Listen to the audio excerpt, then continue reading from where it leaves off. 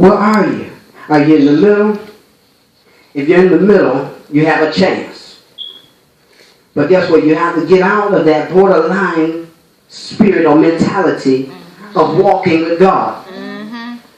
Some people only trust Him for the little and can't trust Him enough that guess what? He will. But I need you to get off that borderline and actually really trust God. See, I figured it out. I figured it out. The reason people do what they do is because they feel as though they can't trust God. What do you mean? When somebody finds out that they can't take care of their money or to take care of their bills or to take care of something, they'll do whatever they got to do to take care of the family or to take care, regardless of what it puts them in, if they have a wavering spirit. But are you wavery in the church? Are you wavery enough where somebody can tell you anything and cause you to say, oh, what I've learned for the last 16 years of my Christian walk doesn't mean anything. They're coming for you. People are coming to actually take something from the church that the church has not even recognized yet. And that is the conviction of the church and of God. God is supposed to convict and save. But we have to wake up. I've got to wake up. I'm not going to rest no more. I'm not going to sleep. I'm not going to slumber. I'm not going to allow the enemy to allow me to sleep any longer. I'm going to wake up. Tonight, I believe it's time that we examine ourselves and say, I'm going to wake up. I feel as though I'm not asleep. I'm not asleep, John. This message ain't for me. This ain't for me at all. I guarantee you, I can go to over 98% of you guys' Facebook, Twitters, Instagram, and everything else, and see something that really is not a characteristic of God. But what do we say? That's okay, that's not me. I'm just laughing at the fact of none of that. That's not me, it's them. But what does that pitch you? Does that put you in the same boat as them, or does that put you in the same pity as them? The church should wake up and start to pray and not laugh.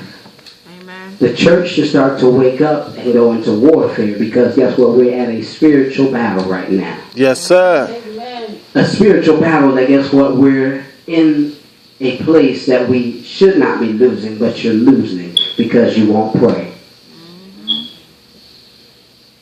What do you do when trouble comes your way? Do you complain? Do you back? Do you say, I resort back to what I used to do? What are you doing when they say, guess what, you'll never make it, you'll never amount to nothing? Do you stand up for yourself, or do you let God fight for you? Understand this. We are all created in God's eyes. We are all created by Him. We all should have the same characteristics of Him as others. Yes, we all have a different sense of humor, different things, different. But understand this. Everything with the Spirit should be the same. Should be the same. I shouldn't have a problem knowing or identifying the church. We should know the church. We should know the people of God. I should know that, guess what? You're living right. I should know. I shouldn't have to question whether or not what you say. My thing is, a lot of people talk about the apparel. They talk about the clothing. They talk about how you should dress, how you should talk, and how you should walk, and all this stuff. And in actuality, it is true. How you dress and how you walk and how you talk should symbolize who you are. You know how I say that? Because just like if you would go out here and your mom and daddy wasn't there, but people knew your mommy and daddy while you're growing up, and they see you, they'll say, oh, you look just like your mommy or daddy.